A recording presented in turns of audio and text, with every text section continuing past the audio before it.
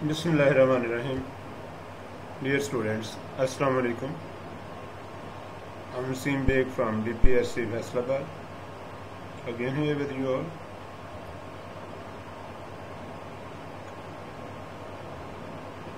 Computer Science ICS second year book हम study कर रहे हैं. Chapter number 2 basic concepts and terminology of databases ये कंटिन्यू है और आज इस सिलसिले का lecture number 5 chapter number 2 basic concepts and terminologies of databases. कुछ टर्म्स हैं जो आपके साथ डिस्कस करनी है क्योंकि ये यूनिट डेटाबेसेस के मुतल्लिक है. तो डेटाबेसेस के साथ इंटरेक्शन और डेटाबेसेस बनाने वाले और मैनेज करने वाले जो लोग हैं उनकी डिफरेंट टाइप्स हम यहाँ स्टडी करेंगे. द यूज़र, ये एक रोल है जो यहाँ पे हम डिस्कस करेंगे. The user, the user or end user is simply a person who uses the computer for his or specific needs. जैसे मैं कंप्यूटर यूज़ कर रहा हूँ तो मैं एक यूज़र हूँ. आप कंप्यूटर यूज़ करके YouTube के ऊपर ये लेक्चर देख रहे हैं तो आप एक यूज़र हैं. यानी जो यूज़र है या जिसको एंड यूज़र कहते हैं वो एक पर्सन होता है जो कंप्यूटर को अपनी ज़रूरत के लिए इस्तेमाल करता है. यूज़र को एंड यूज़र भी कहा जाता है. एंड यूज़र इसको इसलिए कहा जाता है क्योंकि ये एंड पे आता है. यानी सॉफ्टवेयर की डेवलपमेंट पहले होती है. जब सॉफ्टवेयर बन जाता है तो सॉफ्टवेयर को डिज़ाइन करने वाले, सॉफ्टवेयर को डेवलप करने वाले और सॉफ्टवेयर को इम्प्लीमेंट करने वाले और लोग होते हैं. और वो पर्सन जो सबसे एंड पे सॉफ्टवेयर को यूज़ करता है उसको एंड यूज़र कहा जाता है, जिसके एंड पे सॉफ्टवेयर होता है, यानी जो सॉफ्टवेयर को यूज़ करता है. He might have a moderate knowledge of the computer. अब उसके पास कंप्यूटर का मुनासिब सा इल्म जो सा वो हो सकता है, जिसकी मदद से फॉर एग्जांपल वो विंडोज़ को लॉगिन कैसे करना है, या माउस कैसे यूज़ करना है, या कीबोर्ड कैसे यूज़ करना है, या पासवर्ड कैसे टाइप करना है फॉर एग्जांपल, या कुछ बेसिक जो एप्लीकेशंस हैं इंटरनेट वगैरह का यूज़, ये उसको पता होता है. Moderate knowledge of the computer science and information technology. And his need to use the computer may be entertainment, education और प्रोफेशनल टास्क्स. और उसकी जो ज़रूरत है चाहे वो एंटरटेनमेंट के लिए जैसे कोई मूवी देख रहा है, या वो इंटरनेट सर्फिंग कर रहा है, या वो कोई गेम प्ले कर रहा है. अदरवाइज में भी वो एजुकेशन पर्पज़ के लिए कंप्यूटर को यूज़ कर रहा हो, जैसे आप लोग एजुकेशन के लिए कंप्यूटर को यूज़ करते हैं, या कोई प्रोफेशनल टास्क वो परफॉर्म कर सकता है. प्रोफेशनल टास्क फॉर एग्जांपल कोई मिसाल के तौर पर उसकी जॉब है जिसमें वो उसने मैप्स बनाने हैं, या उसने इंटरनेशनल कनेक्टिविटी देनी है, या फॉर एग्जांपल वो स्टॉक एक्सचेंज का काम करता है. ये उसके प्रोफेशनल टास्क हो सकते हैं. He does not need to know the in depth knowledge of the computer system. और उसके पास कंप्यूटर का इन डेप्थ नॉलेज नहीं होता जैसा कि कंप्यूटर साइंस के जो स्टूडेंट्स हैं उनके पास होता है, जिन्होंने फॉर एग्जांपल बीएससी या एमएससी या पीएचडी की हो कंप्यूटर साइंस में, उनके पास इन डेप्थ नॉलेज होता है. लेकिन जो यूज़र या एंड यूज़र है उसके पास इस लेवल का नॉलेज नहीं होता.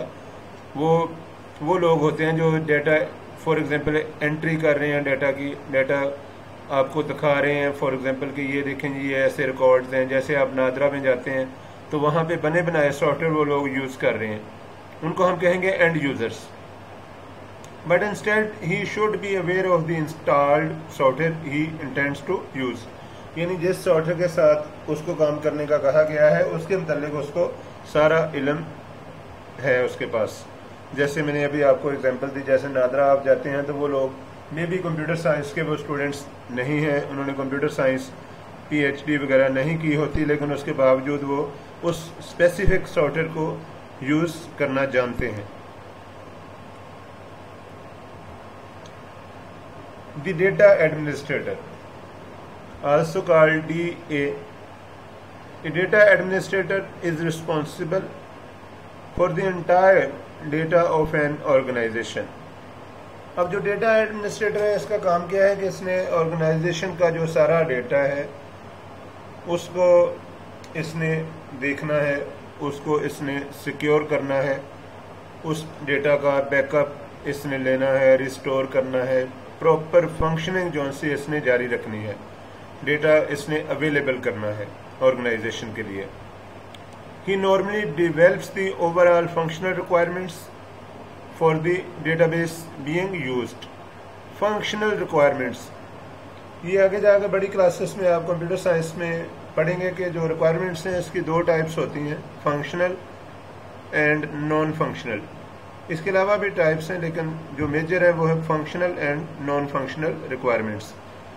तो जो फंक्शनल रिक्वायरमेंट्स होती हैं ये वो होती हैं जिनके बगैर सॉफ्टवेयर चलता ही नहीं। जैसे यूज़र से डेटा लेना, ये एक फंक्शनल रिक्वायरमेंट है, उसके ऊपर मैथ या स्टैट के फंक्शन अप्लाई करना ये एक फंक्शनल रिक्वायरमेंट है। रिपोर्टिंग एक फंक्शनल रिक्वायरमेंट है। और नॉन फंक्शनल रिक्वायरमेंट्स में फॉर एग्जांपल अगर मैं एग्जांपल आपको दूं तो वो रिक्वायरमेंट्स आएंगी जिनका जो फॉर एग्जांपल अगर पूरी ना भी हों तो प्रोग्राम काम करता रहेगा। जैसे आपके जो फॉर्म्स हैं जहां आप एंट्री कर रहे हैं उनकी बैकग्राउंड कलर फॉर एग्जांपल या फॉन्ट का साइज, ये चीज़ें नॉन फंक्शनल रिक्वायरमेंट्स में आएंगी। अब जो डेटा एडमिनिस्ट्रेटर होता है ये और क्या करता है, he shares in developing the logical design for each database. अब जो लॉजिकल डिज़ाइन है ना डेटाबेस का, ये क्या होता है, लॉजिकल डिज़ाइन ये होता है कि डेटाबेस बनाने से पहले जो आपके जहन में स्केच है that is called a logical design. जो पेपर के ऊपर आपने ड्रा करना है वो आपका लॉजिकल डिज़ाइन है। एब्स्ट्रैक्ट से लॉजिकल डिज़ाइन, और जो इंस्टॉल हो जाता है वो फिजिकल डिज़ाइन होता है या फिजिकल इम्प्लीमेंटेशन होती है। He should control and manage the database. अब इसकी ड्यूटीज़ कौन सी हैं कि इसने कंट्रोल और मैनेज करना है डेटाबेस को। इसके अलावा establish the data standards, data किस तरीके से फीड होना है ये इसने बताना है।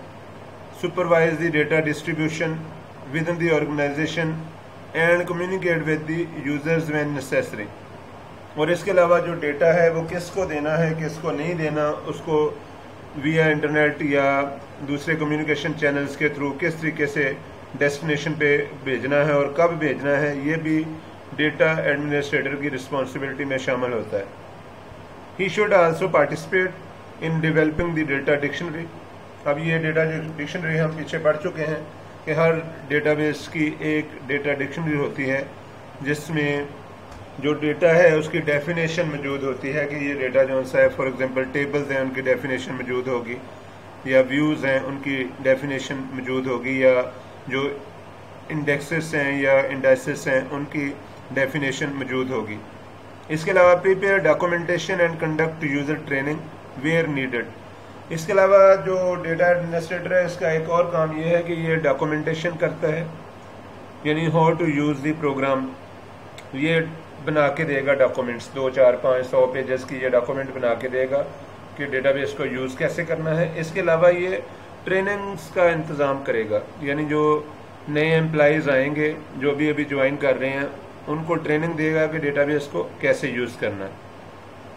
Normally the data administrator serves as a bridge between users and data processing staff. अब जो डेटा प्रोसेसिंग स्टाफ है या जिसे आप टेक्निकल स्टाफ कहेंगे वो मे भी किसी बेसमेंट में बैठा है या दूर कहीं किसी और ऑफिस में वो बैठा डेटा को प्रोसेस कर रहा है, और यूजर्स वो जो डेटा को यूज़ कर रहे हैं। अब जो डेटा एडमिनिस्ट्रेटर है ये ब्रिज का काम करता है, यानी ये यूज़र्स से रिक्वायरमेंट लेता है और डेटा प्रोसेसिंग स्टाफ को बताता है, और इसी तरह डेटा प्रोसेसिंग स्टाफ जो गाइडलाइंस देता है वो गाइडलाइंस ये यूज़र्स तक पहुंचाता है। इसलिए इसको कह सकते हैं कि जो डेटा एडमिनिस्ट्रेटर है ये सर्व्स एज अ ब्रिज, ये एक पुल का काम कर रहा है, दोनों के दरमियान में राब्ते का काम कर रहा है।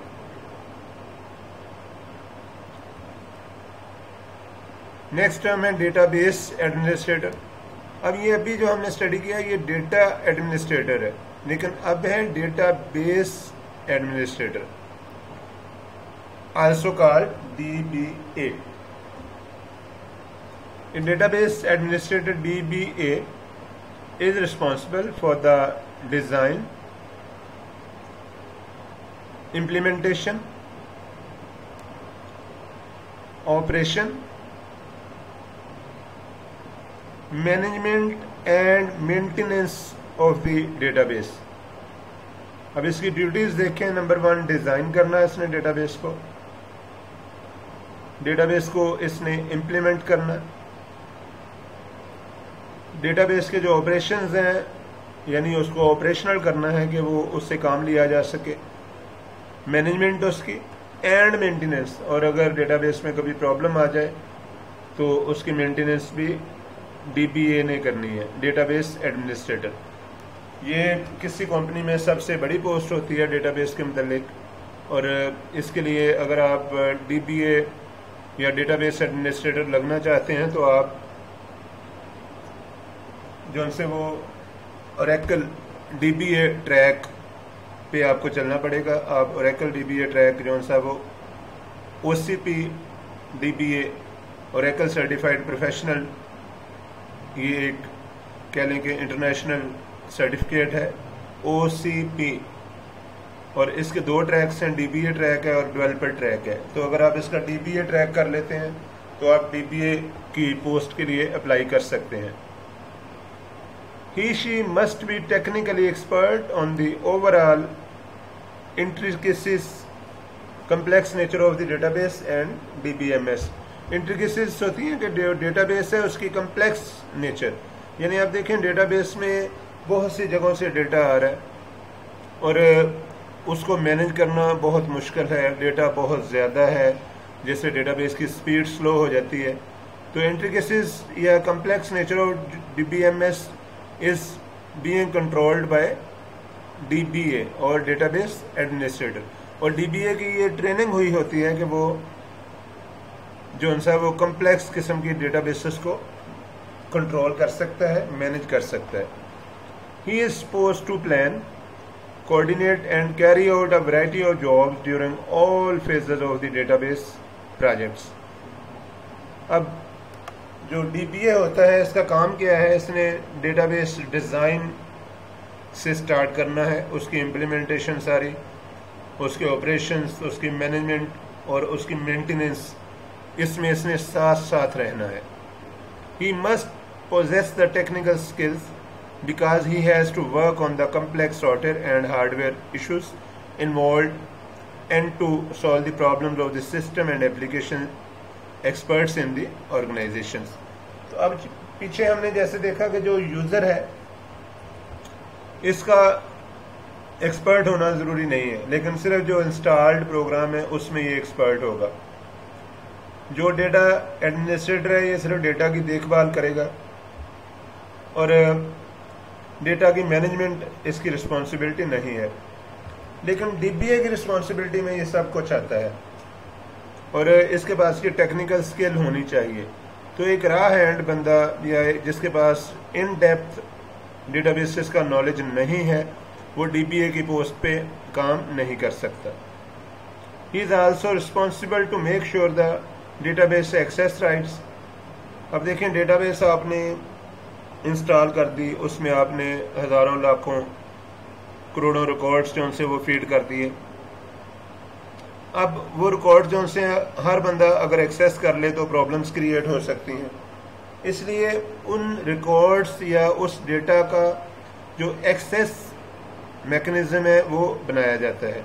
और access rights, access mean data को यूज़ करने के राइट्स जो उनसे वो डिफाइन किए जाते हैं। और ये काम करता है डीबीए। डीबीए की रिस्पॉन्सिबिलिटी में है कि वो डेटा के एक्सेस राइट्स के कौन डेटा यूज़ कर सकता है, कौन डेटा यूज़ नहीं कर सकता, ये सारे राइट्स डीबीए ने देने हैं। इसके अलावा to safeguard its security. अब इसका पर्पज़ क्या है कि डेटाबेस को जो अनऑथोराइज्ड लोग हैं वो डिस्टर्ब ना करें। And to maintain and fine tune the database functionality. और वक्त के साथ साथ जब डेटाबेस में रिकॉर्ड्स बढ़ते जाते हैं तो डेटाबेसेस की स्पीड स्लो होती जाती है, तो फिर उनकी मेंटेनेंस और फाइन ट्यूनिंग की ज़रूरत पड़ती है। तो डेटाबेस की फाइन ट्यूनिंग, जैसे आप गाड़ी की ट्यूनिंग करते हैं, इसी तरह डेटाबेस की ट्यूनिंग जो सी वो आपको करवानी पड़ती है। अगर आपके पास डीबीए नहीं है तो आप कॉन्ट्रैक्ट पे या फॉर एग्जांपल किसी एग्रीमेंट के तहत किसी डीबीए से अपनी डेटाबेस की ट्यूनिंग जो सी वो करवा सकते हैं। ये 3 रोल हमने पढ़े हैं, user, end user with low or little knowledge, data administrator with specific knowledge regarding the databases, and database administrator technical hand, जिसके पास वो सारा नॉलेज है जिससे डेटाबेस को डिज़ाइन किया जा सकता है, इम्प्लीमेंट किया जा सकता है, उसको ऑपरेशनल किया जा सकता है, उसकी मैनेजमेंट और मेंटेनेंस की जा सकती है। इस तरह ये लेक्चर आपका कंक्लूड होता है। आपके जहन में कोई क्वेश्चन हो तो मेरा नंबर आपके सामने स्क्रीन पर है। Thank you all. अल्लाह हाफिज़।